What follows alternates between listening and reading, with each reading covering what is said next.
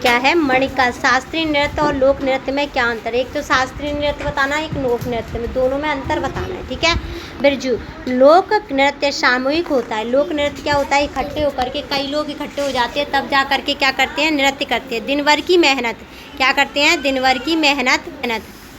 लोक नृत्य सामूहिक होता है। दिन भर की मेहनत के बाद लोग थकान दूर करने और मनोरंजन के लिए इकट्ठा होकर मिलकर नाचते हैं। दूसरी ओर शास्त्रीय नृत्य में एक नर्तक अकेला ही काफ़ी होता है। लोक नृत्य नाचने वालों के अपने मन बहलाने और संतुष्टि के लिए होता है, जबकि शास्त्रीय नृत्य दर्शकों के लिए होता है। यानी कि देखो, शास्त्रीय नृत्य को ना लोग बाग देखने आते हैं, लोक नृत्य को देखने नहीं आते कोई। ठीक है।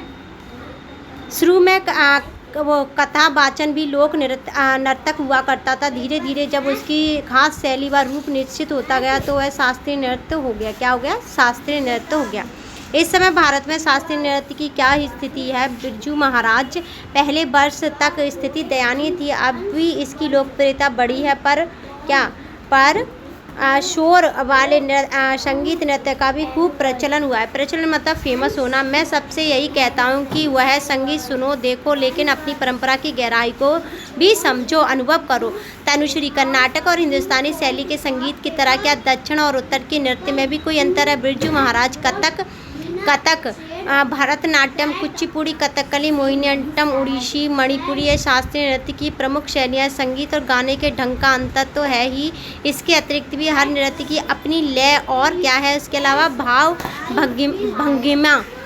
भंगिमा भी है। कथक की भाव भंगिमा दैनिक जीवन से ली गई है और भरतनाट्यम में मूर्ति कला से। भरतनाट्यम में दोनों भावों का इकट्ठा प्रयोग होता है। कथक में बारी बारी से। उड़ीसी और मणिपुरी में कोमलता है, कथकली में ओज है। कथकों में दोनों कथक हैं। कथक में गर्दन को हल्के से हिलाया जाता है चिराग की लौ के सामने। इसी प्रकार उंगलियां भी बहुत धीरे धीरे से हिलाई जाती हैं, जैसे घूंघट पकड़ने में, घूंघट उठाने में उंगलियां जरा जोर से हिली नहीं कि चाचा भी तुरंत टोकते हैं। घूंघट उठा रहे हो या तंबू।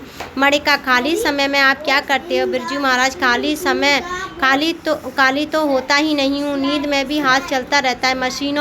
मशीनों में मन खूब लगता है। अगर मैं नर्तक ना होता तो शायद इंजीनियर होता। कोई भी मशीन या यंत्र खोलकर उसके कल पुर्जे देखने की जिज्ञासा होती है। तुम्हें जानकर हैरानी होगी कि मैं अपने ब्रीफ केस में हरदम पेचकस और दूसरे छोटे मोटे औजार रखता हूँ। कभी अपना पंखा फ्रीज ठीक किया तो कभी और मशीनें। बेटी दामाद चित्रकार है, उन्हें देख कर पेंटिंग बनाने का भी शौक हो गया।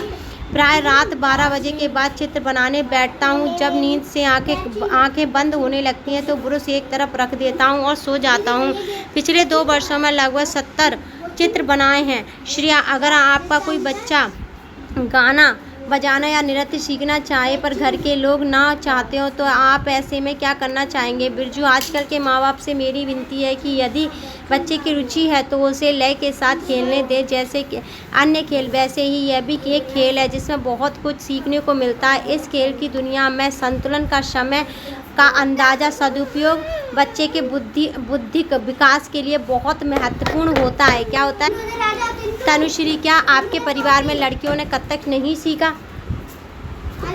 मेरी बहन को कथक नहीं सिखाया गया, पर मैंने अपनी बेटियों को खूब सिखाया है बिरजू महाराज। लड़कियों के पास शिक्षा या कोई ना कोई हुनर अवश्य होना चाहिए ताकि वे आत्मनिर्भर हो सके। हुनर ऐसा खजाना है जिसे कोई नहीं छीन सकता और वक्त पड़ने पर काम आता है। बच्चों, तुम लोग संगीत सीखते हो? यदि नहीं तो जरूर सीखो, मन की शांति के लिए बहुत ज़रूरी है। लय हमें अनुशासन सिखाती है, संतुलन सिखाती है। नाचते गाते और बजाने वाले एक दूसरे के साथ तालमेल बैठाकर एक नई रचना करते हैं। सुर और लय से हमें एक दूसरे का सहयोग बनकर अपने लक्ष्य की ओर बढ़ने की प्रेरणा मिलती है।